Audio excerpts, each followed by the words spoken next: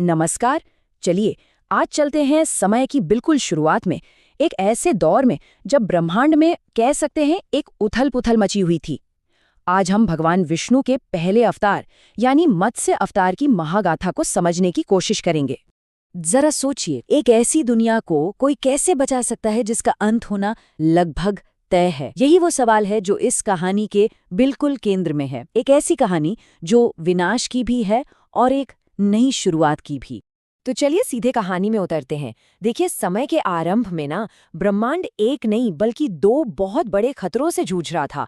एक तरफ तो एक भयानक प्रलय आने को था और दूसरी तरफ सारा पवित्र ज्ञान चोरी हो चुका था। अब ये जो प्रलय आने वाला था ना, वो सिर्फ एक प्राकृतिक आपदा नहीं थी। नहीं, उससे भी बड़ी, उससे भी गहरी समस्या ये थी कि राक्षसों ने पवित्र वेदों को चुरा लिया था।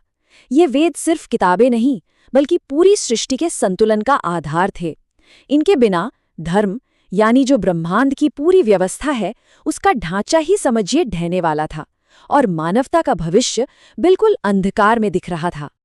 और इसी पूरी उथल-पुथल के बीच कहानी का रुख एक बहुत ही गुणी राजा की तरफ मुड़ता है। राजा मनु, एक बहुत बुद्धिमान और धर्म का पालन करने वाले शासक। उनकी जिंदगी में एक ऐसी अजीब घटना होने वाली थी जो सब कुछ बदल कर रख देने वाली थी। हुआ ये कि एक दिन जब राजा मनु अपनी सुबह की पूजा कर रहे थे तो अचानक उनके हाथों में एक नन्ही सी मछली आ गई। लेकिन ये कोई आम मछली नहीं थी।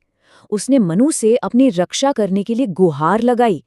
अब ये एक बहुत ही अजीब, एक असाधारण अनुरोध था जिसने राजा को भी हैरान कर दिया। मनु ने उस छोटी सी मछली को एक बर्तन में रख लिया, लेकिन अरे, वो तो पलक झपकते ही बड़ी हो गई। फिर उन्होंने उसे एक तालाब में डाला, पर वो तालाब भी उसके लिए छोटा पड़ गया। फिर उसे एक नदी में छोड़ा गया, लेकिन उस मछली का आकार तो बस बढ़ता ही चला गया और कुछ ही समय में वो एक विशाल दिव्य प्राणी बन गई। तब जाकर ये राज खुला कि ये तो स्वयं भगवान विष्णु थे जो मत्स्य के रूप में एक बहुत गंभीर चेतावनी लेकर आए थे। और वो चेतावनी थी एक महाप्रलय की, एक ऐसी बाढ़ जो पूरी की पूरी पृथ्वी को अपने अंदर समा लेने वाली थी। लेकिन मत्स्य अवतार सिर्फ विनाश की भविष्यवाणी करने नहीं आए थे, वो तो इस महाविनाश से बचने का रास्ता भी दिखाने आए थे। तो सबसे जरूरी बात, मत्स्य ने मनु को एक साफ साफ निर्देश दिया, सभी जीवों को बचाने के लिए एक बहुत बड़ी नाव बनाओ। ये कहानी का एक बहुत बड़ा टर्निंग पॉइंट था। अब सवाल सिर्फ जिंदा रहने का था और मनु को इस ब्रह्मांडीय योजना में एक बहुत ही अहम भूमिका निभानी थी। और फिर जैसा कहा गया था वैसा ही हुआ। जैसे ही प्रलय का पानी पूरी पृथ्वी पर छाने लगा, मनु ने अपनी नाव को मत्स्य के सींग से बांध दिया।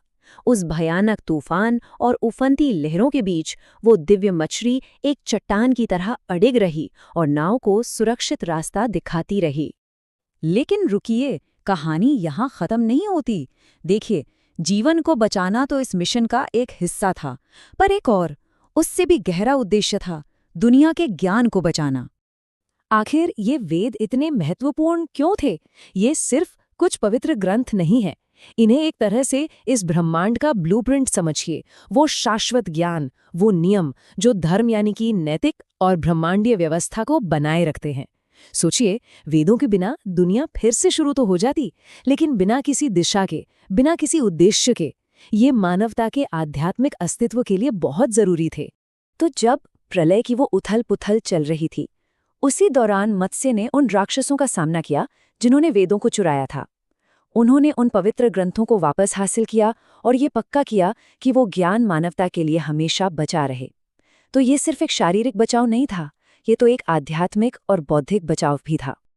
तो बाढ़ के बाद क्या हुआ? विष्णु के इस पहले अवतार का दुनिया पर क्या असर पड़ा?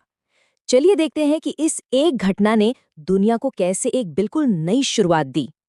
तो अगर पूरी कहानी को क्रम से देखें तो शुरुआत हुई ब्रह्मांड की उथल-पुथल से, जब वेद चोरी हो गए। इसके बाद राजा मनु को एक दिव्य मछली से चेतावनी मिली। फिर आया वो महाप्रलय जिसमें मत्स्य ने नाव को रास्ता दिखाया। जब संकट टला तो वेदों को वापस हासिल करके धर्म की फिर से स्थापना हुई और अंत में एक नई, एक बेहतर पृथ्वी पर जीवन के लिए एक नई सुबह हुई। तो संक्षेप में मत्स्य अवतार की इस जीत के कई बड़े नतीजे निकले। पहली बात, मानवता महाप्रलय से बच गई। दूसरी, पवित्र ज्ञान यानी वेद वापस मिल गए। तीसरी, धर्म की नींव सुरक्षित हो गई। और सबसे महत्वपूर्ण बात, इसने विष्णु के आने वाले अवतारों के लिए एक मंच तैयार कर दिया जो बार बार धर्म की रक्षा के लिए आते रहेंगे। और ये कहानी हमें एक बहुत ही दिलचस्प सवाल पर लाकर छोड़ देती है। अगर पवित्र ज्ञान ही वो चीज़ है जो आखिर में मानवता को बचाती है, तो आज के हमारे इस दौर में वो कौन से वेद हैं, वो कौन सा ज्ञान है जिसकी हमें रक्षा करनी चाहिए? ये एक ऐसा प्रश्न है जो इस प्राचीन कथा को हमारे आज के जीवन से जोड़ता है। इस पर विचार जरूर करना चाहिए।